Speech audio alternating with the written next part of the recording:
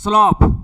सबसे पहले मान लेते हैं ये कोई लाइन है और एंटी क्लॉकवाइज डायरेक्शन में जो एंगल बनाता है, एंटी क्लॉकवाइज डायरेक्शन में क्या बनाता है, एंगल बनाता है, उसे थीटा के साथ ले लेना, मतलब उसे टेन के साथ ले लेना है। तो उसे किसके साथ ले लेना है, टेन के साथ, एंगल को टेन के साथ लेना। जो आपका निकल के आएगा उसी को हम लोग स्लोप कहेंगे। याद रखिएगा स्लोप को डिनोट किया जाता है एम से। स्लोप को जो डिनोट करेंगे बेटा किससे करेंगे, एम से करेंगे। स्लोप को जो डिनोट करेंगे एम से करेंगे तो एम बराबर होता है आपका टेन थीटा। एम बराबर क्या होता है पहलवान, tan theta. M equal to होता है टेन थीटा। एम क्या है, तो स्लोप को डिनोट किया जाता है एम से। स्लोप को डिनोट किया जाता है एम से और एंटी क्लॉकवाइज डायरेक्शन में मान लेते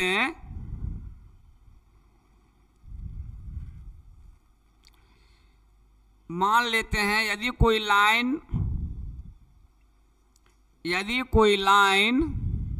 मान लेते हैं कि कोई लाइन है और ये एक्स एक्सिस के साथ एंटी क्लॉकवाइज डायरेक्शन में जो एंगल बनाएगा, इस एंगल को टेन के साथ ले लेना है।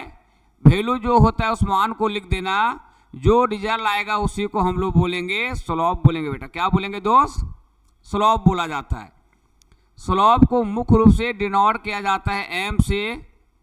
चलिए शायद आगे यहाँ पे लिखा होगा, देखिए हाँ स्लोप क्या है वो लिखा हुआ है, it is denoted by M से। स्लोप को जो है डिनोट किया जाता है, किससे किया जाता है, एम से किया जाता है। याद रखिएगा स्लोप का हिंदी होता है ढाल। स्लोप को डिनोट किया जाता है एम से। किसे किया जाता है दोस्त, एम से किया जाता है। और स्लोप को जो डिफाइन किया गया है M equal to tan theta. M equal to tan theta. इसे एक फार्मूला के रूप में आप लोग को याद रखना है। या तो एम को ही आगे जा करके मैं बताएंगे, 12th क्लास में बताया जाएगा, सेमेस्टर में भी यूज होगा। एम को आगे जा करके बोलेंगे D Y upon D X. क्या बोलेंगे बेटा, D Y upon D X. इसे क्या बोलेंगे, D Y upon D X. M को ही बोल सकते हैं D Y upon D X. और एम बराबर आपको क्या लिखना है, टेन थीटा। क्योंकि स्लोप निकालने का फॉर्मूला जो होता है वो टेन थीटा होता है यदि एंगल दिया हो तब। और स्लोप को डिनोट किया जाता है एम से। स्लोप को किससे डिनोट किया जाता है, एम से किया जाता है। यहाँ पे याद रखिएगा जो एंगल लेना है वो आप लोग को जो एक्स एक्सिस के साथ एंगल बनाएगा एंटी क्लॉकवाइज डायरेक्शन में, उसको लेना है। ऐसे भी हो सकता है, ऐसे भी आप लोग को मिल सकता है। मान लेते हैं कोई लाइन है और यहाँ पे एंगल बनाया एक्स एक्सिस के साथ एंटी क्लॉकवाइज डायरेक्शन में, तो इस एंगल को ले लेना टेन के साथ। टेन के साथ यहाँ पे जो मान होगा उस मान को क्या करना, लिख देना। तो आपका निकल जाएगा स्लोप। क्या निकल जाएगा बेटा, स्लोप निकल जाएगा। जिसे मैं पीछे बताए हैं कि देखो यहाँ पे क्या बोले हैं कि इस प्रकार ये कोई लाइन है, ये जो एंगल बना रहा है उसे किसके साथ लेना है, टेन के साथ लेना है।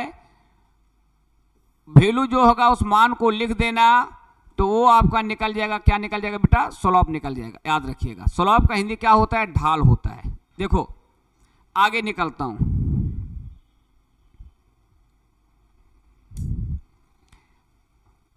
एक चीज और समझिए कि जो स्लोप है, यहाँ पे जो स्लोप है, आपने ये समझ गया कि स्लोप को जो डिनोट किया जाता है एम से। स्लोप को जो डिनोट किया जाता है किसे किया जाता है, एम से। और स्लोप को यदि एंगल दिया हो,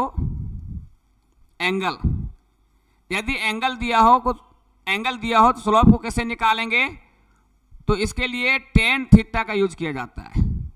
एंगल को यहाँ पे रख देना, जो मान होता है उस मान को लिख देना, तो क्या निकल जाएगा आपका, स्लोप निकल जाएगा।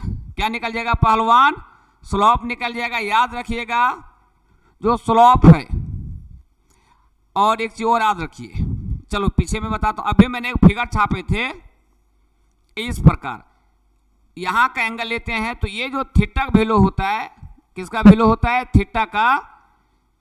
मतलब जो थीटा का वैल्यू आप लोग को लेना है ऑलवेज क्या लेना है? 0 से बड़ा या बराबर, 0 डिग्री से बड़ा लेना है या उसके बराबर लेना है। और यहाँ पे 180 डिग्री से क्या लेना है? छोटा लेना है या तो इसके बराबर लेना है। 180 डिग्री से छोटा लेना है या तो क्या लेना है?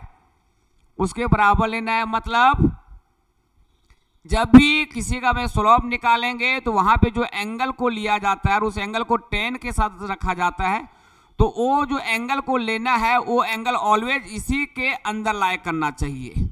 एक इंपॉर्टेंट पॉइंट है, याद रखिएगा, एक इंपॉर्टेंट पॉइंट है, इसे आप लोग को याद रखना है कि यदि मैं स्लोप निकालेंगे तो यहां पे जो एंगल लेके चलना है वो एंगल लाए करना चाहिए।